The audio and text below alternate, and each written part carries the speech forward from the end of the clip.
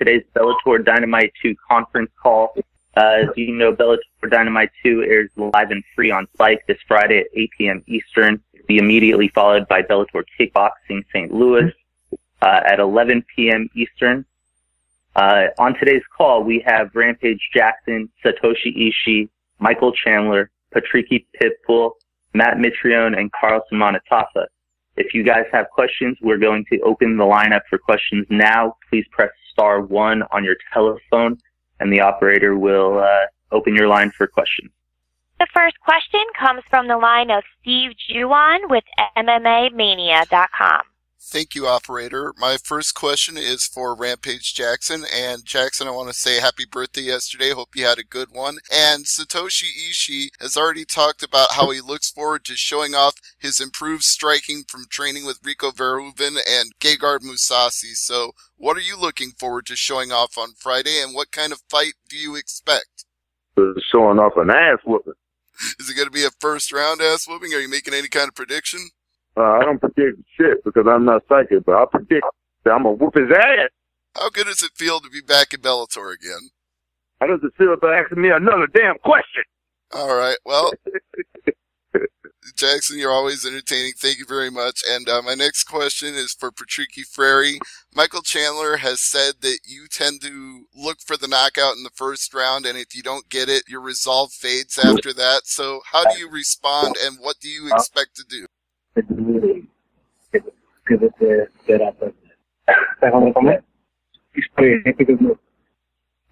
one moment, I'm translating. Sure. Eu não vou buscar o knockout no primeiro round. Estou pronto para lutar os 5 rounds. I'm ready to fight 5 rounds. I'm not looking to knock him out in the first round. O knockout vai ser a consequência da luta. Não importa se... The knockout's going to be a consequence of the fight. Não importa se vai ser no primeiro round ou Doesn't no matter if último it's round. the first round or the last round. Eu não tenho só knockout. Eu tenho finalizações também. And I don't just look for knockouts, I look for submissions too. Thank you, sir. And my final question before I pass on to the next caller is to Matt Mitrione. Talk to me about how you're looking forward to making your Bellator debut and what it means to you to have your first fight on a big card like this. I can't wait. I'm excited to move on to this portion of my life, to brand new promotion for me, and it's a brand new audience for the most part. And I look forward to getting out there and putting on the show.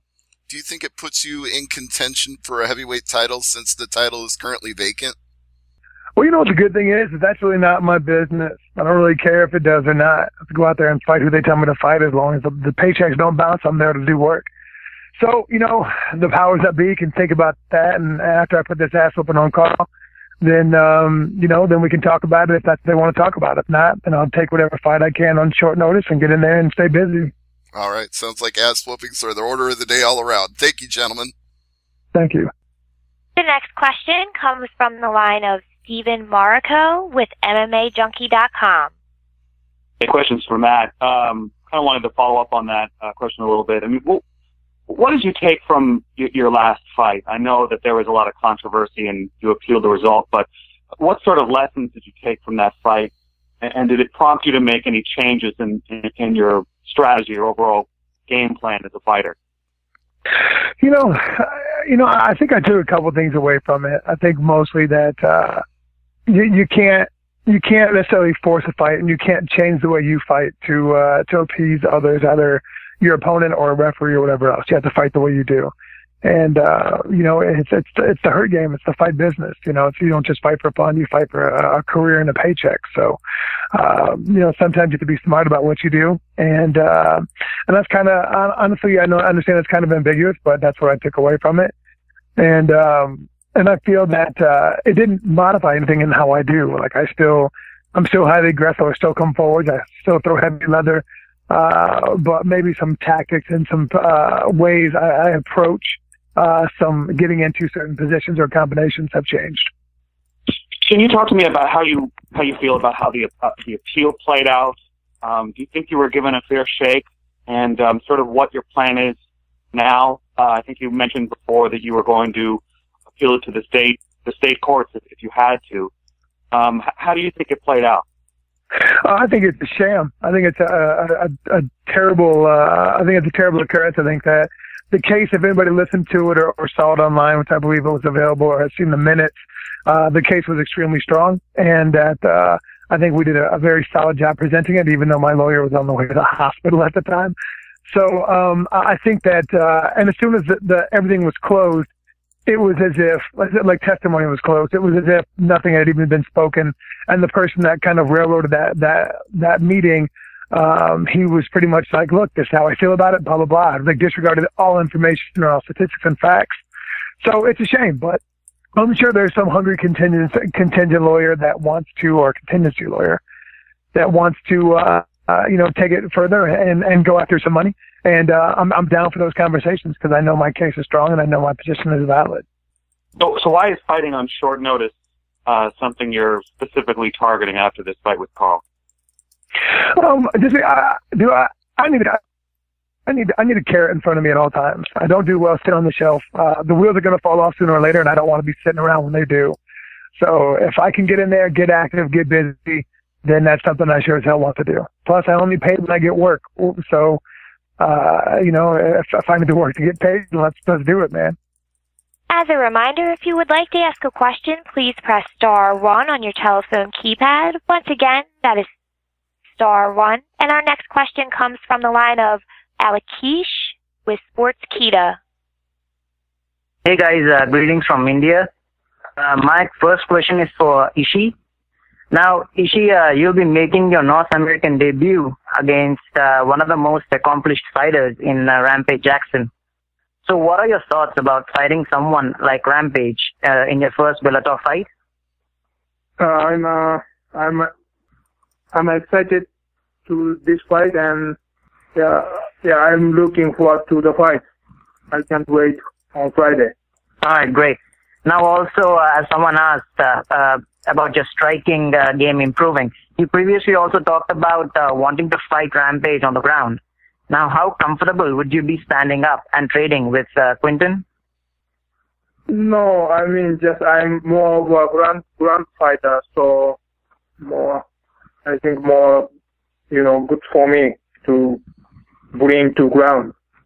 All right. My next question is for Rampage. Now, Rampage, talking about your fight with Ishii, can you give us your thoughts on your opponent and what would your game plan be against the former Olympic gold medalist in judo? Oh, I'm going to tell you my game plan right now while Ishii is right here listening to this interview. Give me 1 second. Game plan coming right up. Okay, fair enough. Now, also, you recently spoke about your training regimen changing with you growing older. Can you dwell a little on that and also tell us how your camp went for the fight with Ishii? Man, my camp went great. This has been like one of the best camps I've had in a long time. Okay, and about your training regimen changing with you growing older? Better. Train smarter. All right. Now, also, you've been talking about moving up a weight class for a while now. Now, before that can happen, considering you're 3-0 in Bellator and can add one more win later this week, would you be interested in fighting Liam McGeary for the title before moving up? Fighting who? The champion. What weight class is he? The light heavyweight. I'm thinking about moving up to heavyweight, buddy. I mean, before you move up, would you be interested in fighting for the title? I don't like cutting weight, buddy. All right, fair enough. Now, my next question goes to Matt Mitrione. Now, Matt, you will be facing an opponent whose 9 wins out of 10 came from knockouts. So, leading up to the fight, how do you see your debut fight play out? I see me punching Carl in his face and putting my shins on his body until he decides he doesn't want to play anymore. The next question comes from the line of Melinda Ritchie with MMA Sentinel. Hello, this question is for Matt Mitrione. Since you're still planning on appealing with the State Athletic Commission and part of your argument was that fighters need to be protected from themselves, Have you instructed your corner any different if the referee fails you? Have you instructed your corner to help protect you in that type of situation? I'm sorry, could you ask that again? Sure. So since part of your reasoning behind disputing the decision with Brown was that you feel that fighters need to be protected from themselves by officials. So when the officials fail, have you now instructed your corner on anything you would like them to do to protect you? Well, it really, I mean, if you want to be technical about it, it never should have gotten to that point in the first place. In the middle of the fight, when the referee saw that guy was in my eye for the second time and didn't stop it for 35 seconds after 9 exchanges, and I said, I can't fucking see, I'm seeing double, bud. The fight should have been called right then and there and should have been called a disqualification or a no contest due to an infraction or and being impaired from an infraction. So really, if you want to be technical about it, there's nothing I've told my corner, but it's the fact that it never should have happened in the first place. It never should have gotten to that point. Agreed.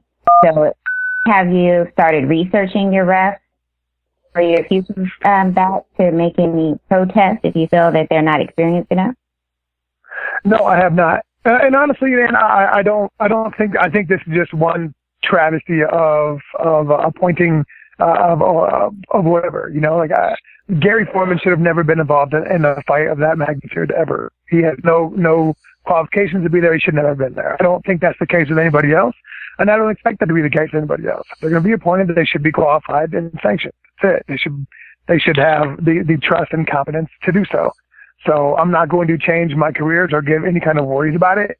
As long as Gary Foreman is not my referee, I don't care who it is. Okay, thank you. And also, your first gig as the Bellator kickboxer color commentator was a month ago in Italy. How did you feel that went?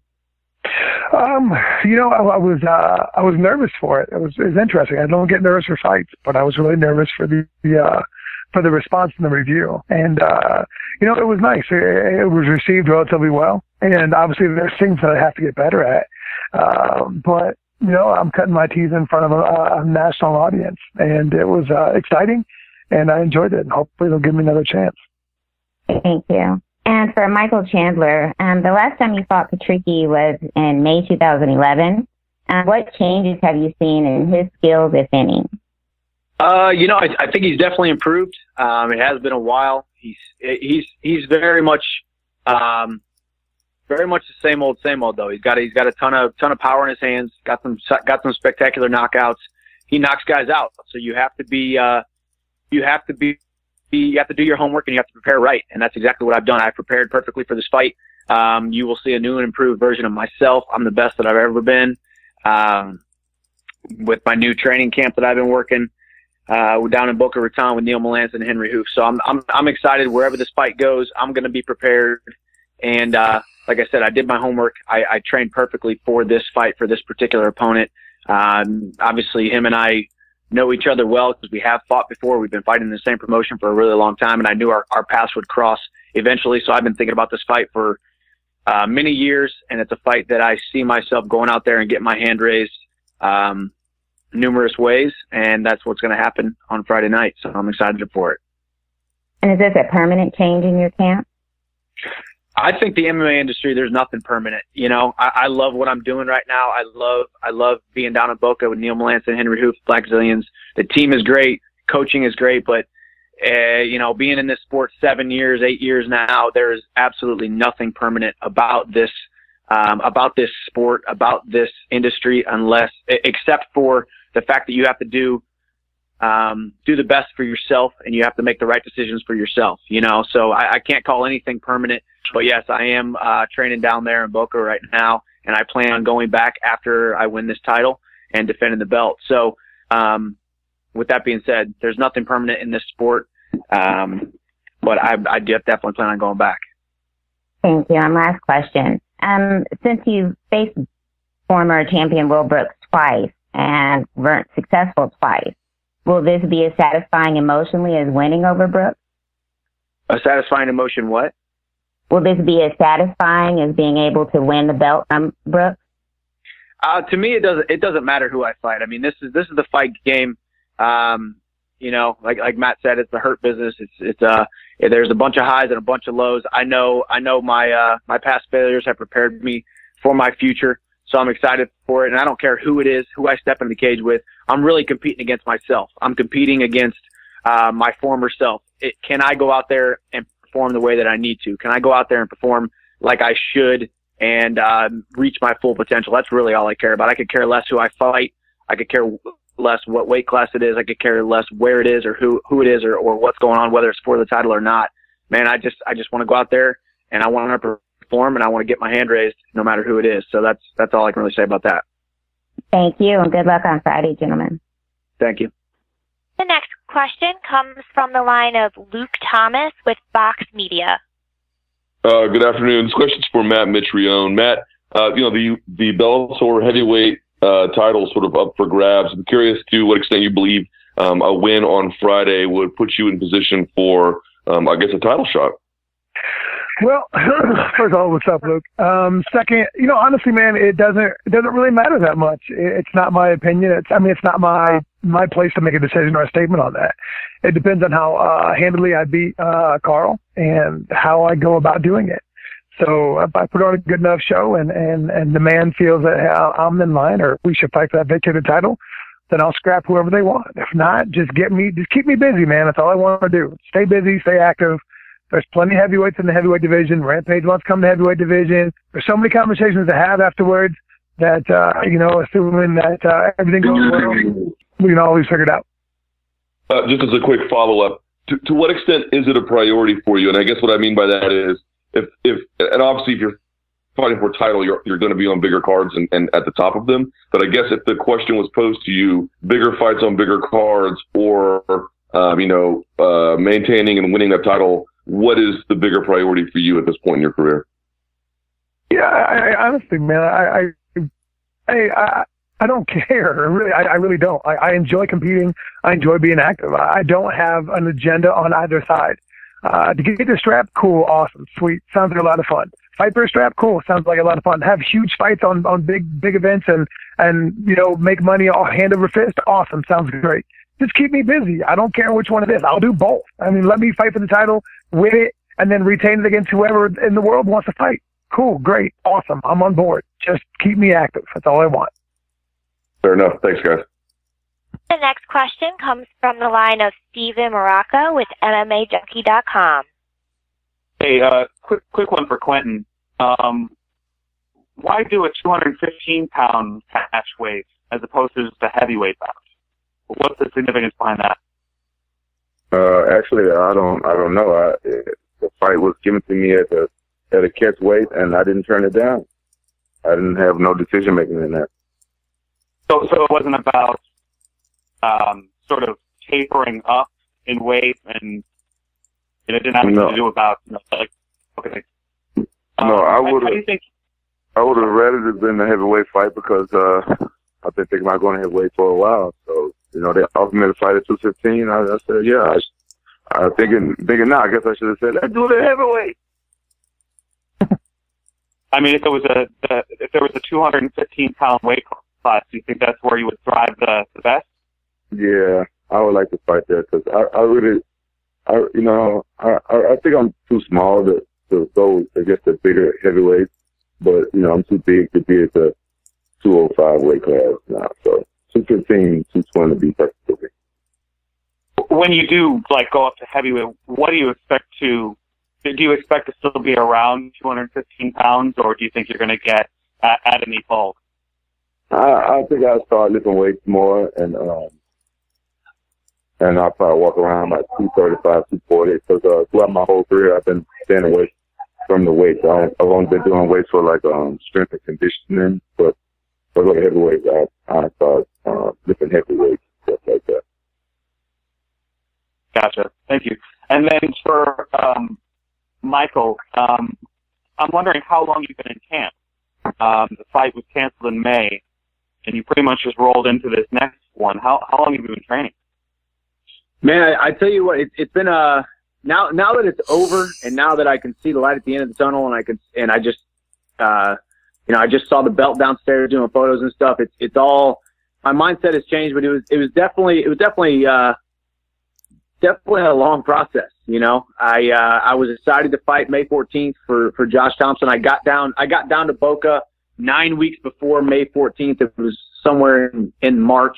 So I've literally been down in Boca, late March, all of April, and all of May, and all of June, you know. So it's been over 3 months there. And, you know, the great thing is I've made so many improvements with my striking, with my grappling, with my wrestling, with every single aspect. So it's been a long camp, basically 2 camps on one, but I got great people around me who have pulled me back when I need to be pulled back, make sure I didn't get overtrained.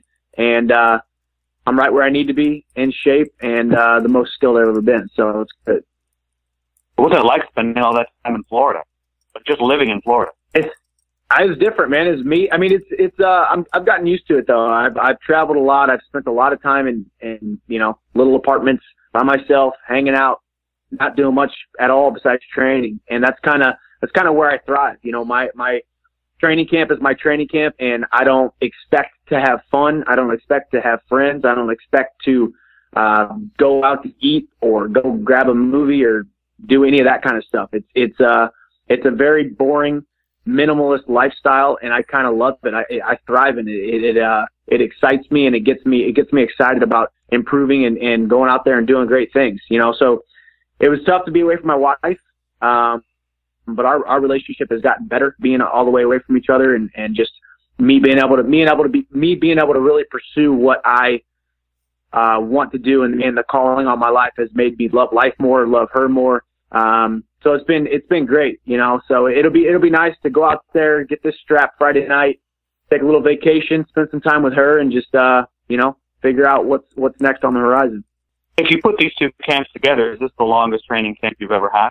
You know, this actually happened to me a while back. I was supposed to fight Dave Jansen a couple of years ago for the title, and he got hurt, and they couldn't find a replacement again, I guess. And I had to wait for Dave Rickles 9 weeks later. So I was basically in camp that whole time too. So there's been a couple times where I've done double camps, but man, I'm an extremely durable guy. My body can withstand a lot because of my wrestling background and I guess just genetics and whatnot. But, you know, I don't know. I kind of thrive in it. You know, I enjoy it. You know, it was definitely tough. There was times when it was tough and it got monotonous, but every single day, you know, it was kind of a renewed rejuvenation to be able to be training at a new training camp around new people with new coaches, or being reunited with the greatest coach in the MMA game, in my opinion, which is Neil Melanson. That's why I went down to Florida. And then it just turns out that all the other coaches and training partners were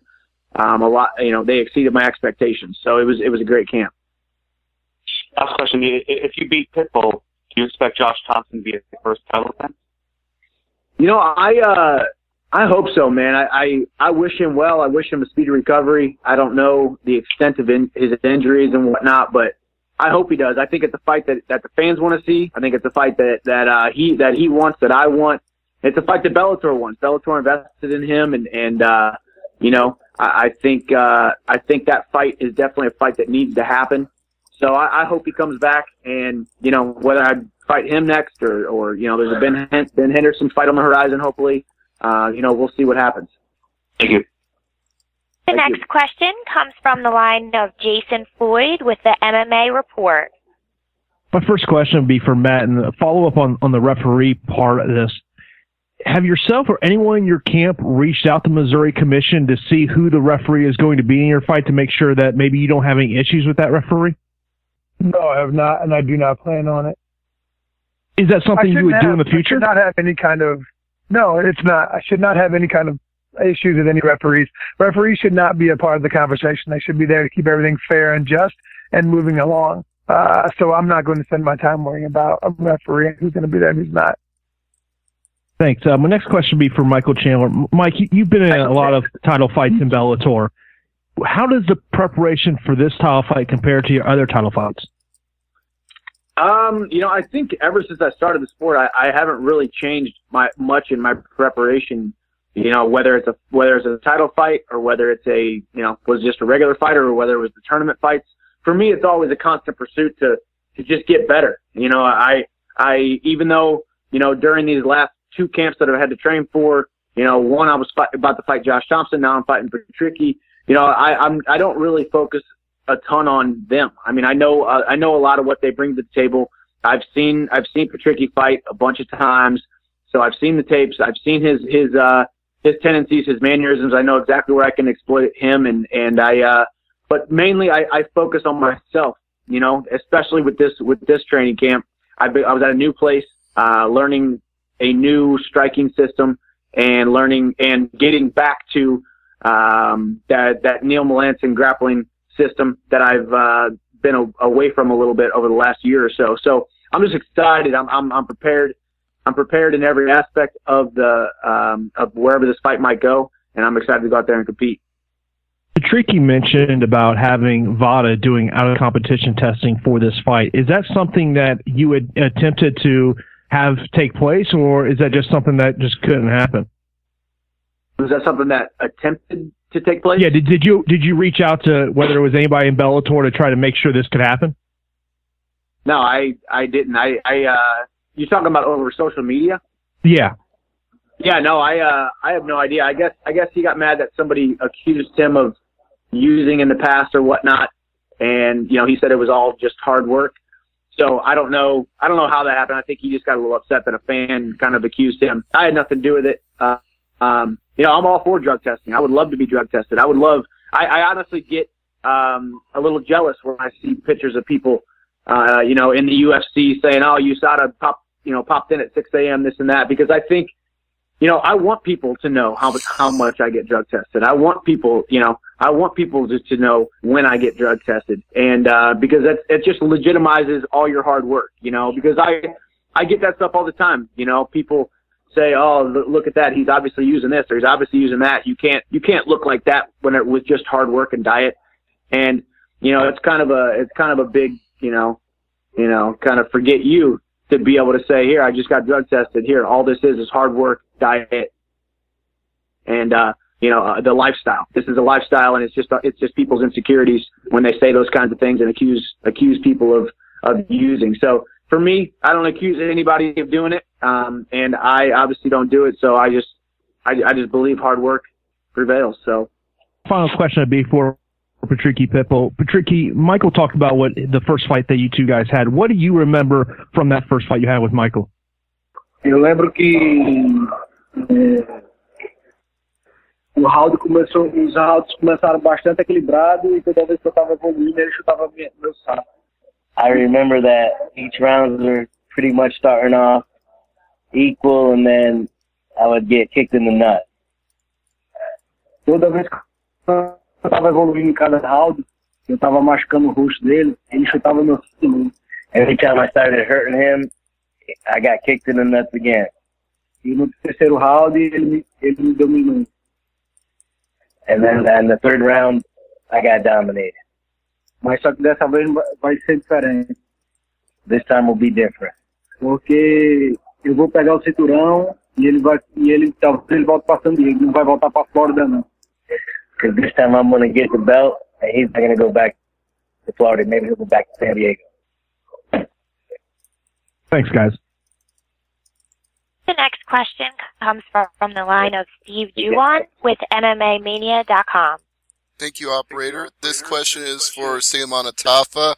First, I want to know, it's been his reputation up to this point that he's a guy that promoters can call on short notice. So how does it feel to have a full camp this time? Oh, it feels great. I'm ready to fight. Ready to get. A lot of the questions so far have been for Chandler, Mitrione, and Rampage. Do you feel a little overlooked, even though you've got a major fight on this card? No, I'm good. I'm not really good at doing interviews, so I'm just sitting here hoping nobody will ask me a question. Sorry to ruin your morning then. I've got a few for you. What kind of fight are you expecting to have with Mitrione? What kind of performance do you want to have? The war. War. It's a suicide mission for me. What do you see as your prospects in Bellator's heavyweight division? How far do you want to take it? The faster the better. Well, thank you. That's everything. Next caller. I have no further questions in queue at this time. All right, I just wanted to thank everybody for joining us on today's call. Once again, Bellator Dynamite 2 this Friday, 8 p.m. Eastern, live and free on Spike. Make sure you guys tune in. Thank you for your time today and have a great day.